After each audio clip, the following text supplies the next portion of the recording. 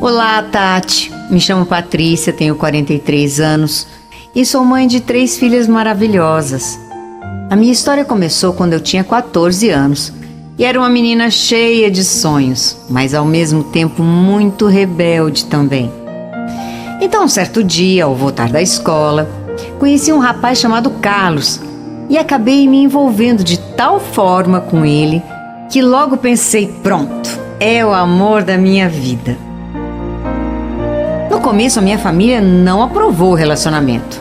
Mas como eu era uma adolescente teimosa que não dava ouvidos a ninguém, totalmente iludida da vida, decidi entrar de cabeça naquele relacionamento, que em pouco tempo se transformou num relacionamento abusivo, onde só eu insistia em acreditar que as coisas poderiam melhorar. Durante 20 anos de casamento, tivemos 3 filhas. O Carlos nunca foi um bom marido. Bebia, se drogava, tinha outras mulheres. Era cruel comigo. E a vida toda eu tentava relevar a situação porque eu não queria que as nossas filhas crescessem sem a presença de um pai. Porque apesar de tudo, ele era um bom pai. Fui suportando essa vida.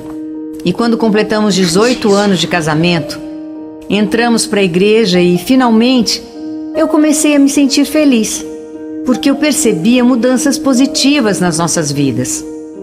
Graças à religião, o Carlos tinha abandonado os vícios e começou a me tratar melhor. Nessa mesma época, fizemos amizade com um casal muito simpático, que depois de um tempo também começou a frequentar a igreja com a gente. E de cara eu me simpatizei com a esposa desse casal. Mas o marido dela, um tal de Pedro, esse eu não gostava de jeito nenhum. Tudo nele me incomodava. E como dizem por aí, nosso santo não bateu. Foi então que o pastor decidiu que os casais que frequentavam a nossa igreja e que não tinham um casamento oficializado, teriam que fazer isso. Então, eu, meu marido, Pedro e a mulher dele, nos casamos no mesmo dia, na mesma igreja, com o mesmo pastor e na mesma celebração, que foi feita exclusivamente para nós 4. Tudo estava indo muito bem. Finalmente, eu tinha paz na minha vida. Ou pelo menos achava. Só que 2 anos depois, eu descobri que o Carlos estava me traindo com uma mulher que também era casada. E acho que isso me fez sofrer o dobro do que eu já tinha sofrido com ele, naqueles anos todos. Sabe por quê? Porque eu me sentia muito envergonhada perante os amigos da igreja, meus familiares. Afinal, eu me enchia de orgulho para falar e dar testemunho da nova vida ao lado do meu esposo. E, na verdade, era tudo uma mentira, porque o Carlos só estava ali se escondendo através da igreja para me enganar, porque ele era o mesmo de sempre. O Carlos não queria me deixar, mas também não queria deixar a amante. E me humilhou demais nessa época. Patrícia, você quer que eu faça o quê? Agora você vai ter que aguentar mais essa fase ruim. Você chama isso de fase ruim, Carlos? Ruim? Isso aqui pra mim é um inferno. O inferno que eu tô vivendo aqui na Terra, Carlos. Pois é, mas eu vou fazer o quê se eu não sei com que eu quero ficar? Eu preciso me decidir entre vocês duas e essa não é uma tarefa muito fácil não, viu? Eu sei, era um absurdo ouvir esse tipo de coisa. Eu chorava demais, entrei em depressão, parei de frequentar a igreja, não saía mais de casa. Mas ao menos as minhas filhas, que já eram grandinhas, me ajudavam nas atividades domésticas. Porque eu passei meses trancada no quarto, só saía para tomar banho, e às vezes, viu? Já estava 18 quilos mais magra, e o Carlos mal aparecia em casa. E quando aparecia e me via totalmente destruída, parecia que ele aproveitava daquela minha situação lastimável, pisava mais ainda em mim. Tá acabado, hein, mulher? Sai daqui, Carlos. Cada vez que eu venho aqui parece que tá pior. Tá gostando, se divertindo, né? Seu monstro. Me deixa em paz. Já não basta tudo que você me fez, não? Foram meses sem conseguir dormir, com a mente dominada por pensamentos até suicidas, porque eu não tinha forças para continuar. Ao ver a minha família totalmente destruída daquela forma, eu só me questionava por quê? Por que eu tinha que passar por tudo aquilo, se eu sempre tinha sido uma boa esposa?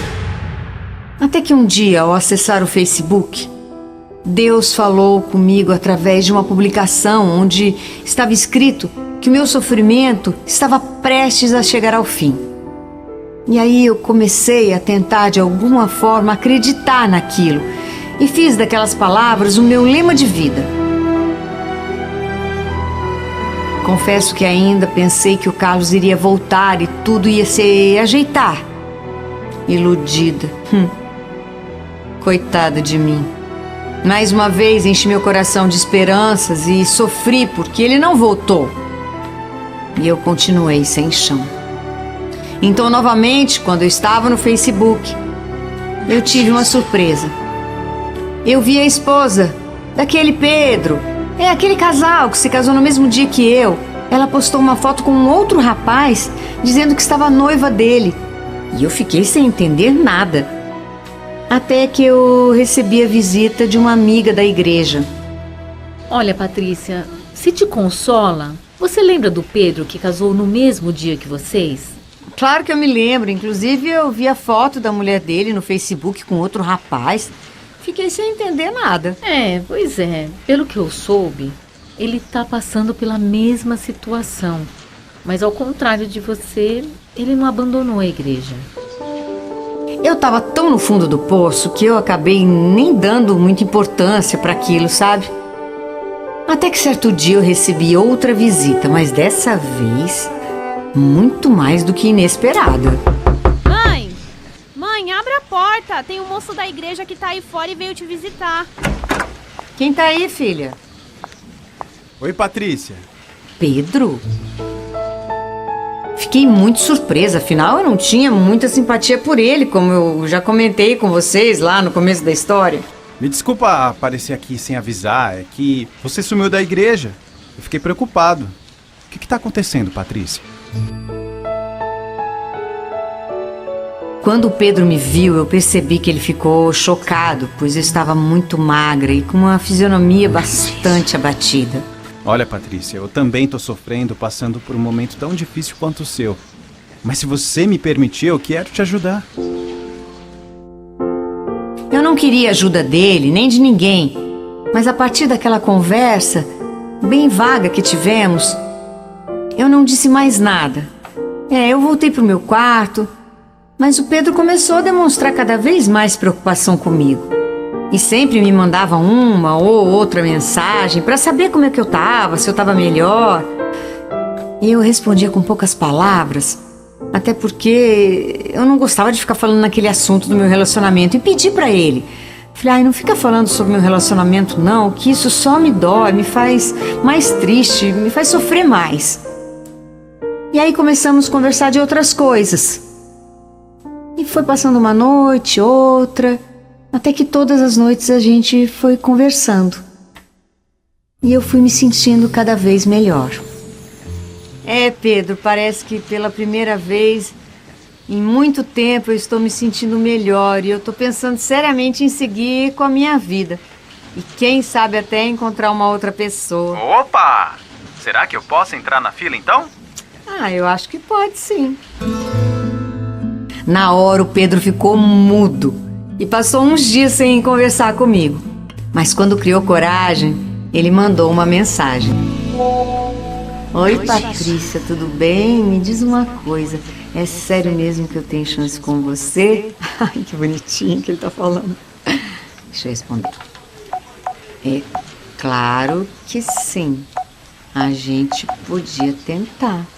Afinal, nós estamos solteiros e fomos trocados e passados para trás na mesma época, não é mesmo? Confesso que no outro dia me bateu um arrependimento. Afinal, eu não simpatizava muito com ele. E por um momento achei que eu estava ficando doida. Enfim, 2 semanas depois, marcamos um encontro e começamos ali a nos relacionarmos, a nos conhecermos melhor e, na verdade, começamos uma linda história de amor que atualmente completou 8 anos. Sim, o Pedro me faz bem todos os dias. Me manda flores, sempre faz questão de dizer o quanto estou bonita, que me ama, apesar de eu nem ser tão bonita assim. Nós dois nos divertimos muito quando estamos juntos, temos amigos, sempre viajamos e damos valor a cada momento que vivemos um ao lado do outro. O Pedro é um bom marido, amigo, parceiro de vida mesmo, para a vida toda. E eu desejo que seja eterno enquanto dure esse amor. E hoje eu consigo entender que todo o sofrimento que eu passei veio através da desobediência que eu tive aos meus pais, que sempre quiseram o melhor para minha vida, mas que na época eu não soube ouvir. Acho que se eu tivesse escutado os meus pais, teria evitado tudo o que passei. Mas Deus me deu uma segunda chance de ser feliz ao lado de quem eu menos imaginava. E como eu tenho sido feliz, viu? Tenho lindas filhas, amigos maravilhosos, uma família mais do que perfeita. E claro, tenho o Pedro, que completa tudo isso. Aconteceu comigo.